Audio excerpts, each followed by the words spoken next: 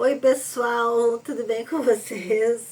Pessoal, bem-vindos mais uma vez ao meu canal. Eu sou Letícia, caso vocês ainda não me conheçam, e se me conhecem já, muito obrigada. Minha gratidão de todo o meu coração por vocês estarem voltando aqui no meu canal. Continuando então, né, a nossa sequência de leituras de livros. A gente está nesse momento lendo A Verdade sobre a Bruxaria Moderna, do Scott Cunningham. Hoje a gente vai ter o terceiro episódio, né? Nós vamos ler o capítulo 2, então, né? Porque o primeiro episódio foi a introdução, o segundo foi o capítulo 1 e hoje o terceiro episódio vai ser o capítulo 2. Hoje a gente vai falar sobre o encantamento dentro da bruxaria. Os vídeos anteriores, o Scott Cunningham, através desse livro maravilhoso, né, que eu escolhi, como vocês sabem, eu escolhi propositalmente como o primeiro livro da nossa sequência de leituras, porque é um livro que fala bem do iniciozinho, né, da bruxaria aqui no Brasil, através da Wicca, através dos primeiros encantamentos, não, os primeiros, as primeiras formas, né, que a Wicca surgiu aqui no Brasil, que foi na década de 80, né, início ali da década de 80, quando ela se popularizou. Então, aqui para nós no Brasil foi a primeira onda da bruxaria. Hoje a bruxaria já se estendeu, hoje a gente sabe que a bruxaria, a feitiçaria, ela toma uma proporção muito maior. Nessa época que o Scott Cunningham escreveu esse livro, o termo Wicca era um termo guarda-chuva que se usava, né, para se falar da bruxaria como um todo.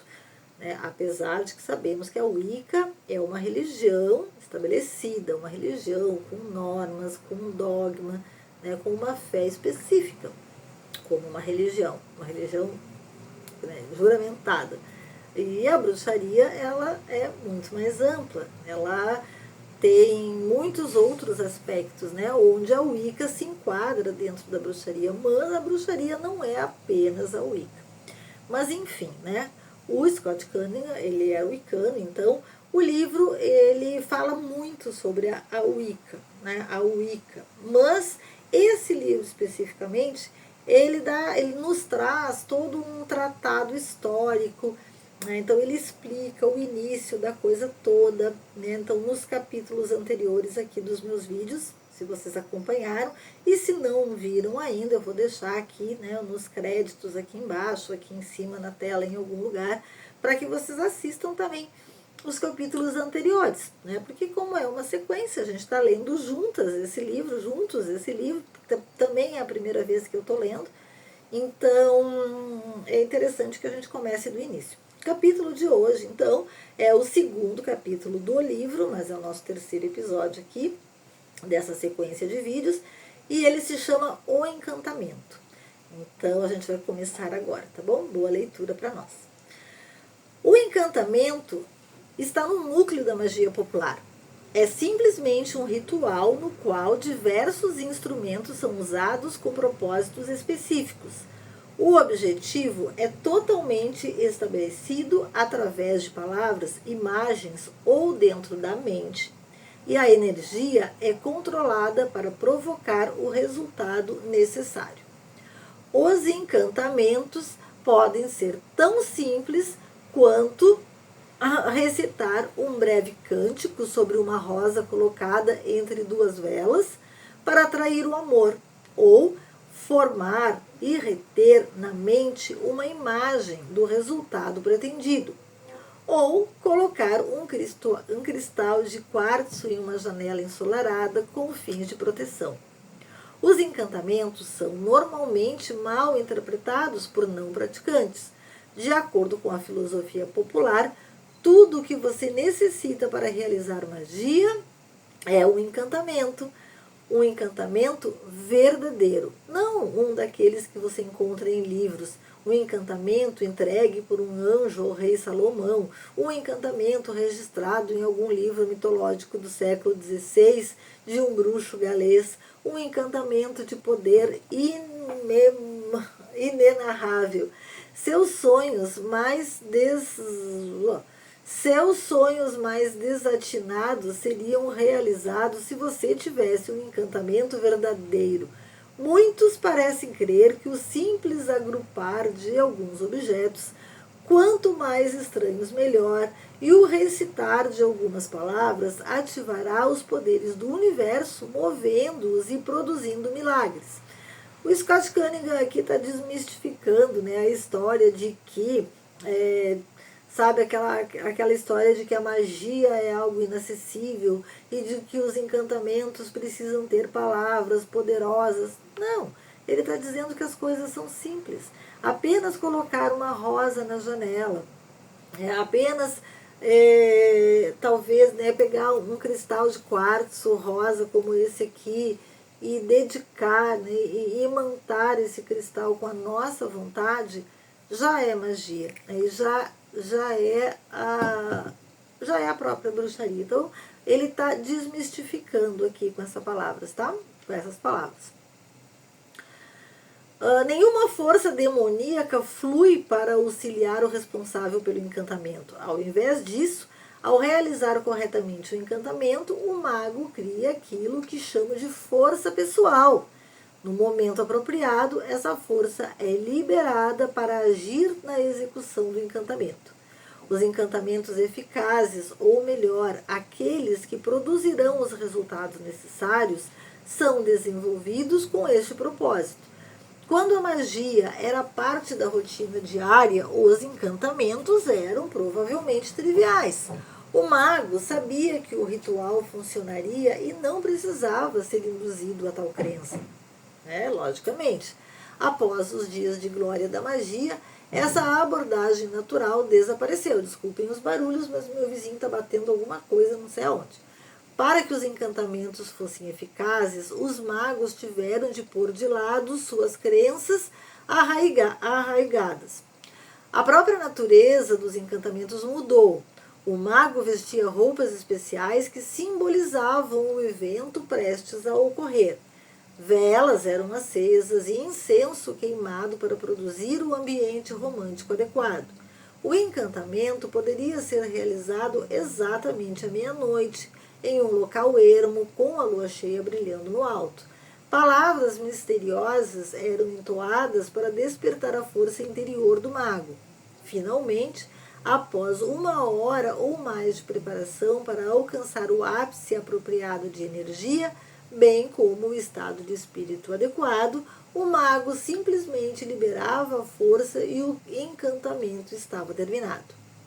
Cânticos, velas, incenso e até mesmo a lua contêm energias específicas que podem ser utilizadas em magia. Porém, tais instrumentos não são necessários para a realização da magia popular. A magia está no mago, não nos instrumentos. Adornos curiosos e ingredientes bizarros também não são necessários, a não ser que o mago acredite que estejam. Diferentes tipos de magos populares utilizam diferentes tipos de encantamentos. Se tiver uma mente mais analítica e intelectual, o mago popular poderá preferir rituais de visualização, nos quais o propósito está solidamente estabelecido na mente, como um meio através do qual a força fluirá. Um mago mais romântico poderá optar por ervas, cristais e velas. Aqueles fascinados por formas e padrões complexos poderão descobrir que o uso de runas, imagens, cores e símbolos mágicos preenchem suas necessidades. Os artistas poderão criar pinturas rituais e os músicos canções de encantamento. Então, fica muito claro aqui, pela visão do Scott Cunningham, que a magia ela é muito maior do que o processo comercial, né? e que, dependendo da natureza pessoal de cada magista, ele vai colocar essa sua natureza interior na sua magia. Como ele mesmo diz, quem tem uma natureza mais mental vai preferir fazer a sua magia com visualizações e com uma manifestação mais intelectualizada. Quem é mais romântico, né, quem gosta das coisas concretas, vai se apoderar de ervas, de cristais, de elementos da natureza para produzir a sua magia. Quem tem uma alma mais artística vai produzir a sua magia através da sua própria arte, da música, da poesia, dos desenhos, da arte no geral. E todas essas formas representam também magia. E uma não é melhor do que a outra, né? Uma forma de se agradar aos deuses magicamente não é maior ou melhor do que outra. E que tudo vai depender da natureza pessoal de cada mago. E todas elas são eficazes. Os encantamentos, mas isso aqui em termos de encantamento ele está falando, tá? Os encantamentos são concebidos para liberar a força pessoal interior do mago. É essa energia, juntamente com objetos naturais como cristais, ervas, óleos, incenso, dentre outros, que fortalece o encantamento e que o coloca em movimento. Como funciona, ainda não podemos explicar completamente, mas a seguinte teoria parece válida. Aí agora ele vai com a teoria. A força no universo e a força da vida, essa é a força inexplicável por trás dos milagres que os seres humanos primitivos encontravam. A Terra, o sistema solar e as estrelas, tudo que se manifesta é um produto dessa força. Os seres humanos deram a essa fonte de energia os nomes de Deus e de deusa. É isso que é venerado em todas as religiões de diversas formas. Essa é a força que mantém os nossos corpos vivos, que nos permite reproduzir e que está em todos os seres e coisas. Ela não é sobrenatural, pelo contrário, é a força da própria natureza. Isso é tão certo, pessoal, tão certo, que eu até vou ler de novo, tá? Para que a gente assimile. Porque eu acho que este parágrafo aqui resume de uma forma muito certa, muito bonita, tá, inclusive, resume a bruxaria no meu entendimento. Eu vou repetir. A força no universo é a força da vida. Essa é a força inexplicável por trás dos milagres que os seres humanos primitivos encontravam. A Terra, o sistema solar, as estrelas, tudo que se manifesta é um produto desta força. Os seres humanos deram a essa fonte de energia os nomes de Deus e de deusa. É isso que é venerado em todas as religiões. Esta força que é venerada em todas as religiões, de diversas formas. Essa é a força que mantém os nossos corpos vivos, que nos permite reproduzir e que está em todos os seres e todas as coisas. Ela não é sobrenatural, pelo contrário, é a força da própria natureza. Os seres humanos são manifestações dessa força. Lembra, eu acho que foi no outro vídeo que eu falei alguma coisa sobre essa questão de que na bruxaria as coisas não são sobrenaturais, né? E que o espiritual, essa palavra espiritual, ela tem uma diferenciação na bruxaria muito presente, muito pontual, do que em outras religiões que têm um fundamento cristão ainda, como, por exemplo, o espiritismo, o kardecismo, que são religiões ótimas, mas que mantêm esse vínculo com o espiritual. Na bruxaria, esse espiritual, ele não tem a ver com o espírito, né? Espírito de mortos, espíritos, né? Conexão com espíritos. Não, ele tem a ver com a força primordial, que é uma força natural. Então, dentro da bruxaria, aquilo que a gente... Eu gostaria que vocês pensassem sobre isso, né? E me escrevam aqui embaixo depois o que vocês pensam sobre isso também. Então, dentro da bruxaria, aquilo que nós pensamos intelectualmente, né, nós seres humanos pensamos intelectualmente como sendo uma força espiritual, dentro da bruxaria ela é uma força natural. E por ser natural, ela é uma força concreta, inclusive material. Material no sentido de concreto, assim como esse cristal aqui, que é matéria, isso é matéria, ó, é cristal, é matéria, alguma coisa que eu posso pegar, que eu posso sentir, que eu posso ver, que é real. Então, na bruxaria, a ideia de espiritual, ela é muito ligada à ideia de material também, né? E aí a gente não pode fazer confusão entre material no sentido de materialista, mas sim material no sentido de concreto. Porque a bruxaria, ela é uma energia concreta, ela é presente, ela é real, né? Presente nas nossas vidas. Porque até o ar que a gente respira ocupa lugar no espaço. E se ocupa lugar no espaço, é real, é matéria. E matéria é energia. Então, essa é a visão da bruxaria. Não de algo espiritual, longínquo, mas de algo real, algo concreto, algo material. E que tem força, exatamente por ser material, tem força. Os seres humanos são manifestações dessa força, como as plantas, as rochas, as pedras, as nuvens e a água, é o que eu falava. Nossos corpos não são usina de força, tanto quanto são assimiladores dela. Nós absorvemos a energia dos alimentos e dos líquidos que consumimos, do sol e do ar. Nós a liberamos durante a prática de exercícios e de qualquer atividade física, incluindo atos. E durante a meditação, a prece e a magia. Portanto, a magia pode ser vista como um método de liberação da força pessoal. Ela é tão real e natural como praticar exercícios ou fazer amor.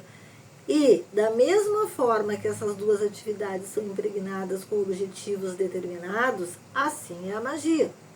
A força pessoal não é a fonte exclusiva de energia usada na magia popular.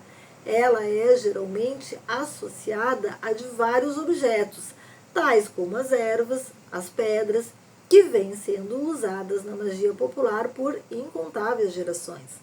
Estes itens não são vistos pelo mago popular meramente como pedras bonitas ou plantas aromáticas, mas sim como fontes de energia. Essa força pode ser estimulada e concentrada. A força pessoal, aquela que existe nos seres humanos, é despertada por meio de música e de cânticos, de dança, de manipulação e de diversos objetos, da meditação ou da visualização mágica. As energias das pedras, seivas e outros objetos são estimuladas com estes rituais. As seivas podem ser consagradas ou visualizadas para que possuam energia. As pedras podem ser colocadas entre as mãos. Durante tais atos, o mago sente a energia emanada destes objetos, toca-os de uma maneira metafísica e ativa. Então, esse é o ponto. Ativo. A magia é ativa, é real e é concreta. Seres humanos e objetos naturais possuem frequências ou espectros de tipos diferentes de energia. Existe apenas um tipo de energia, porém, a forma física na qual se manifesta determina suas características específicas.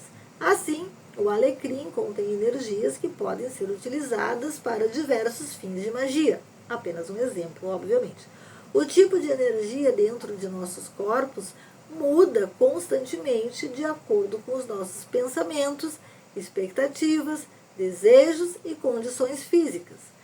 Essa força pode ser programada ou sintonizada para produzir um efeito específico.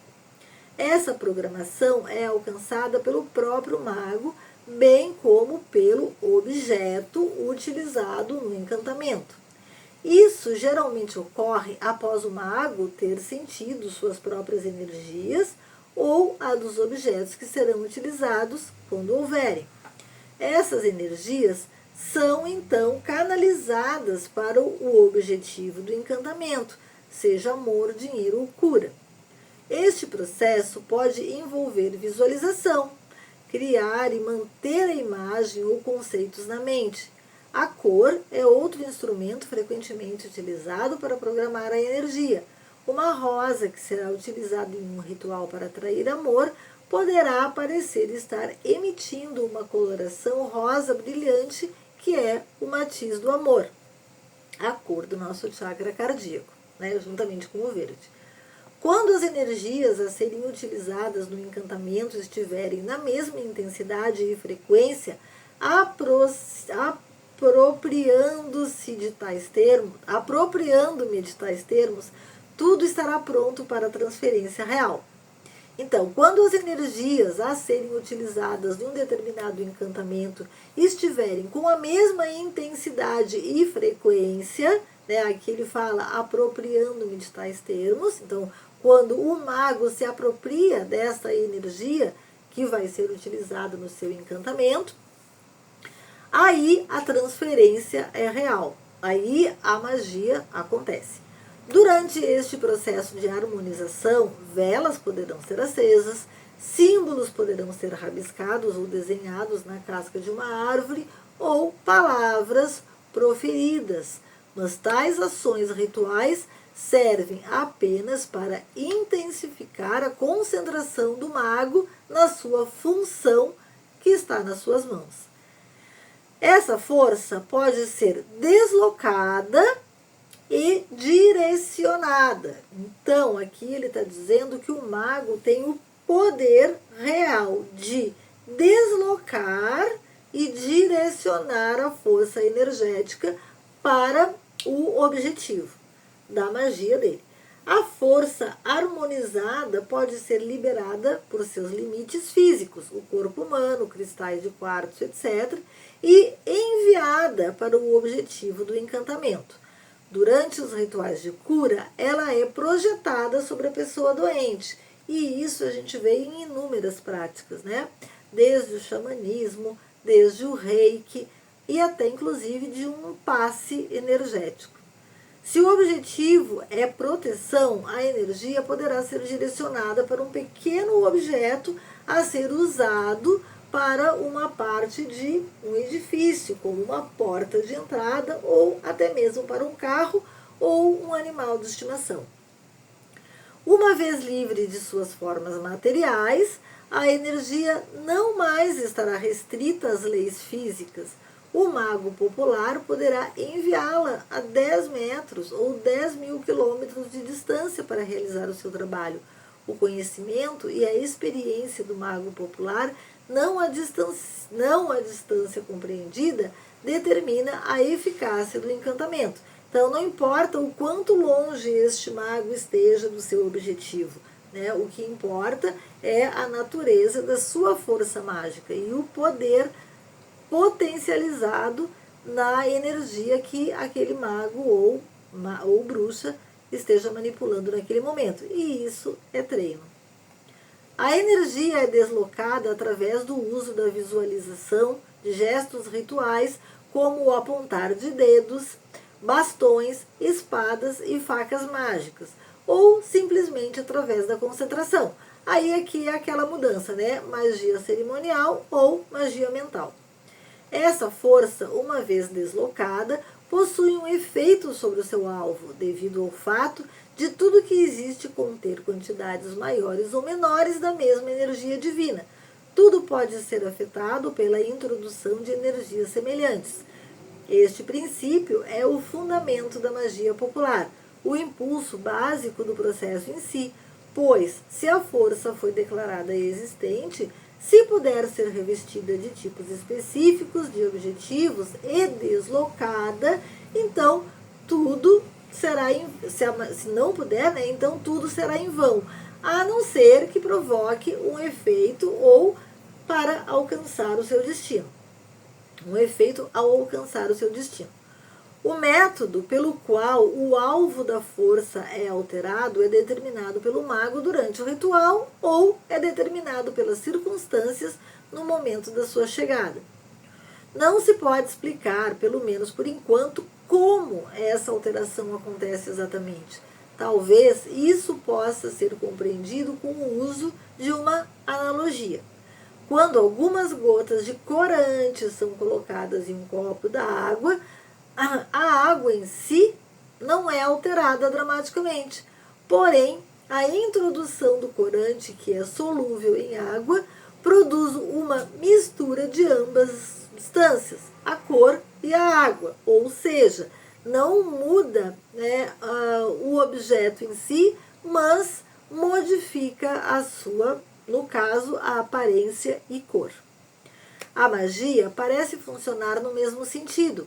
A energia de cura que é enviada para uma pessoa doente ou ferida, na realidade, não cura, mas parece acelerar o processo de recuperação do organismo. E isso aqui é muito importante, né? Porque quem é bruxo ou bruxa está muito acostumado a ser acusado de charlatanismo, né? Então, nenhuma bruxa e nenhum bruxo pretende praticar a medicina. Nem tampouco nenhum de nós despreza a medicina. Afinal de contas, né, a penicilina já foi, né, há tantos séculos descoberta. E hoje, não hoje, mas há tanto tempo que a medicina vem se desenvolvendo. E qualquer bruxo ou bruxa sabe disso e tem consciência do quanto que as práticas medicinais são importantes. Ninguém, jamais, nenhum bruxo ou bruxa de verdade, consciente, sério, vocês vão ver desprezando, né, de nenhuma forma as práticas medicinais. Mas, como o Scott Cunningham fala aqui, a energia de cura que é enviada para uma pessoa doente ou ferida, na realidade não cura, mas parece acelerar o processo de recuperação do organismo. Então, ela é um método para auxiliar no sintoma, para que aquela pessoa doente ou ferida não sofra e se recupere com mais prontidão. Mas a energia em si não vai curar a pessoa. O que cura é a medicina. Mas a prática mágica faz com que a pessoa, minimamente falando, se sinta melhor, né? E isso basicamente já faz com que a própria pessoa, se sentindo melhor, se cure também, ou pelo menos não sofra tanto. A energia protetora não altera visivelmente o edifício ou o objeto no qual está impregnada, mas cria uma alteração não física, uma barreira energética que impede a entrada de forças perigosas ou negativas. E se a gente analisar que toda a energia, que a energia ocupa um lugar no espaço, então a energia, mesmo que ela não seja visível, ela é real, ela é concreta e ela é física. Então essa energia, no momento que ela é enviada para impregnar um objeto, aqui eu vou pegar de novo o meu cristal, que a energia ela é liberada das mãos do mago para impregnar um objeto, este objeto ele não vai mudar a sua essência, ele vai continuar sendo aquilo que ele é. Mas ele vai estar imbuído por uma energia não visível, mas não quer dizer que ela não esteja ali, que ela não exista, que vai então agir como uma força de impedimento que uma outra energia maléfica se aproxime. Isso, resumidamente, é apenas um dos fundamentos do mago popular acerca da magia. Nem todos os magos concordariam com todos os detalhes deste exemplo. Isso é importante ser falado também. mas ele nos apresenta um modelo a partir do qual podemos criar nossas próprias explicações. Porque é importante que a gente tenha o entendimento suficiente para poder refutar questões, né, de que nós, como bruxos e bruxas, somos atacados, e que é importante que cada um de nós crie o seu conceito, baseado em explicações que já existem, né, explicações de outros magos, magistas mais antigos, mas que nós, enquanto bruxos e bruxas, criemos os nossos próprios conceitos. Examinada sobre esse ponto de vista, a magia popular não pode e não deve ser interpretada como sobrenatural. De novo, nessa questão aqui, como um processo de outro mundo, apesar de não termos ainda explicado cada detalhe dessa magia. A física alternativa está perto disso. A física alternativa está perto disso. Ela é um processo perfeitamente natural que a maioria de nós ainda não utilizou. O encantamento é uma forma de drama ritual, uma sequência de ações físicas, mentais e mágicas destinadas a evocar, programar e liberar e direcionar a energia mágica para um fim específico. A ciência não tem a pretensão de ter desvendado todos os segredos dessa força misteriosa. Os efeitos do acender de uma luz teriam parecido mágicos aos nossos antepassados e ainda são, para muitos, o ativar da energia mágica, muito comum antigamente. É hoje uma prática oculta, mas que ocorre milhares de vezes durante o dia. Aqui ele está exemplificando, né? Ele está traçando um paralelo entre nos séculos remotos, os nossos ancestrais poderiam imaginar simplesmente um interruptor de luz, acender a luz como algo mágico. E hoje nós entendemos que não passa de uma questão física, né? A energia elétrica, que para os nossos ancestrais poderia ser uma energia mágica, mas hoje a gente sabe, é uma energia elétrica. Então, mais uma vez, a magia sendo explicada de uma forma mais naturalista possível pelo Scott Cunningham. Certa vez, um repórter de jornal reclamou que a magia, como eu havia explicado, era muito comum, muito corriqueira. Procurando por manchetes escandalosas e por devotos do demônio, ele ficou decepcionado ao descobrir que a magia é um processo natural. Não me importei em decepcioná-lo. A magia é o movimento de energias naturais. Tenham isso sempre em mente. Todos os ornamentos, o sigilo, o sangue de morcego, os olhos de salamandra, a música arrepiante, os feitiços estranhos ou coisas semelhantes estão disponíveis para aqueles que querem ou precisam deles, ou seja, para aqueles que não conseguem sentir a energia dentro de si ou da natureza, sem apoios teatrais para sustentar a sua descrença. Como vimos, a verdadeira magia popular não precisa disso. Tudo de que precisa é de um ser humano com conhecimento de magia e com ligações profundas com a Terra. Todos os segredos da magia estão inseridos nisso. Outro ponto importante a ser observado na magia popular é que é frequentemente desprezado nos livros. A crença não aumenta a força dos encantamentos. Posso crer que seres extraterrenos aterrissaram em 1939 e editaram planos de batalha para Adolf Hitler. É claro que eu não tenho certeza de que isso seja verdade, pois eu não tenho provas. A crença é a incerteza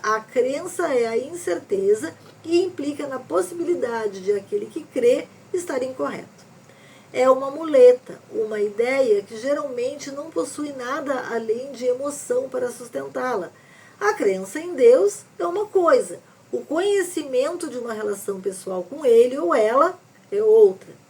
A crença pode desempenhar um papel na magia logo que uma pessoa começa suas experiências com ela.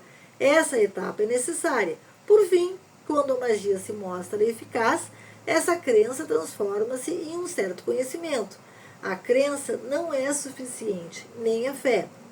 Somente o conhecimento leva à magia eficaz. O conhecimento de que a magia é um processo genuíno, que a energia é uma parte viável e natural da vida e que pode ser programada e projetada para provocar efeitos específicos. Portanto, os livros que dizem que o mago deve acreditar em magia para que ela seja eficaz estão incorretos.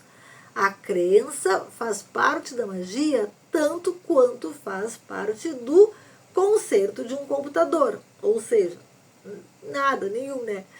Assim que a pessoa passa a dominar o básico, ela sabe que ao cumprir certas etapas, determinados efeitos serão alcançados. Então não é questão de crer, né? Não é questão de acreditar que a magia dá certo. É questão de saber que 1 mais 1 é igual a 2. Se eu fizer isso mais isso, magicamente, eu vou ter determinado resultado. Os magos populares não têm nenhuma dúvida quanto à eficácia de sua magia. Eles sabem que os encantamentos são chave para abrir energias naturais, as quais podem ser utilizadas para melhorar as suas vidas. Chegamos ao fim desse capítulo bem longo, né? Esse vídeo ficou bem maior, ficou com 37 minutos. Mas é isso aí, pessoal. Eu espero que vocês tenham gostado.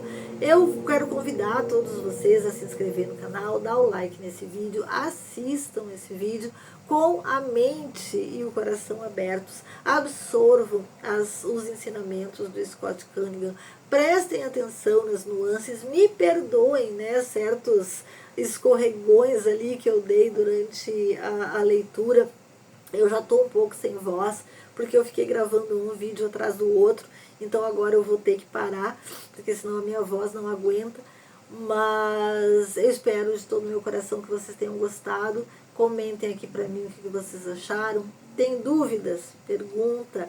Me segue lá também no Instagram. Vão conhecer a minha loja. Eu tenho uma loja online de produtos naturais, produtos místicos. São todos vocês muito bem-vindos. A gente envia para todo o Brasil também. E é isso aí, tá bom? Um beijo para vocês. Tchau, tchau.